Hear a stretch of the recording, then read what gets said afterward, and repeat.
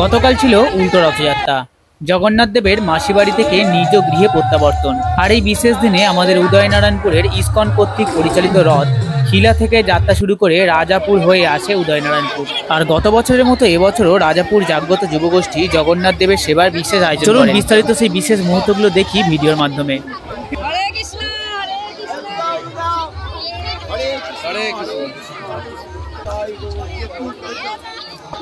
আয়োজন করা হয় প্রায় 4000 লোকের রসনা জল ও বাতাসা।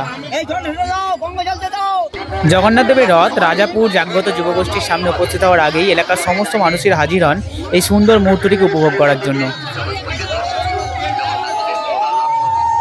ইতিমধ্যে তখন এলাকার বিশিষ্ট মানুষজন এবং ক্লাবের প্রত্যেক সদস্যই উপস্থিত রয়েছেন জগন্নাথ দেবকে বরণ করার জন্য। এছাড়াও শোভাযাত্রায় অংশগ্রহণকারী প্রায় কয়েক হাজার মানুষকে জল বাতাসা বিতরণের জন্য সকলেই প্রস্তুত হয়ে পড়েন। লক্ষ লক্ষ মানুষের উৎসাহ, উন্মাদনা এবং ভক্তিতে ধীরে ধীরে এগিয়ে আসে জগন্নাথ দেবের রথযাত্রা।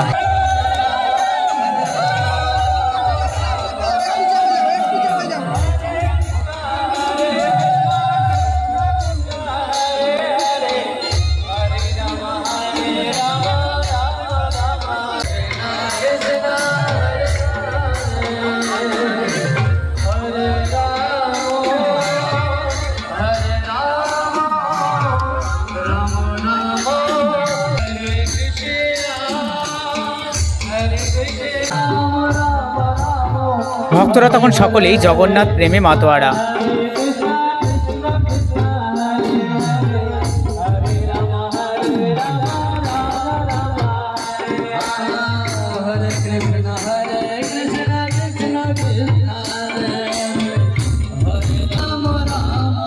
অবশেষে আছে সেই মহেন্দ্রক্ষণ জগন্নাথ দেবের বরণ পর্ব। শোভাযাত্রায় অংশগ্রহণকারী প্রায় প্রত্যেক মানুষের হাতেই তুলে দেওয়া হয় জল বাতাসা। গতকালের এই আয়োজনে ছিল প্রায় 4000 মানুষের জন্য বাতাসা এবং রসনা জল বিতরণ। ছিল প্রায় 1 ঝোড়া কলা এবং কাঁঠাল। এছাড়াও আয়োজন করা হয় জিলাপি, ড্রাই ফ্রুট এবং 1 ঝোড়া আম। জগন্নাথ দেবের রথের সামনে জল ঢেলে করা হয় বরণ।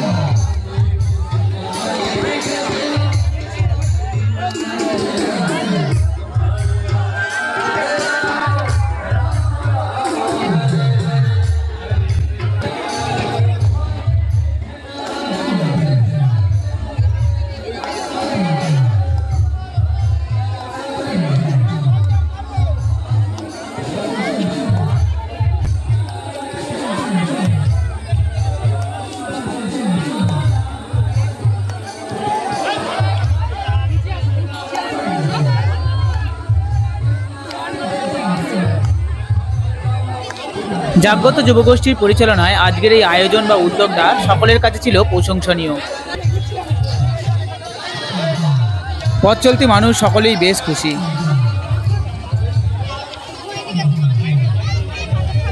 জয় জগন্নাথ, সকলে ভালো থাকবেন। আর কারা কারা এই উল্টো রথযাত্রার শোভাযাত্রায় অংশগ্রহণ করেছিলেন অবশ্যই কমেন্ট বক্সে জানাতে ভুলবেন না। আর উদয়নারায়ণপুরের ইসকনের রথযাত্রা যদি আপনাদের ভালো লেগে থাকে অবশ্যই বন্ধুদের সাথে শেয়ার করুন। দেখা হবে অন্য কোনো ভিডিওতে, অন্য কোনো ব্লগে।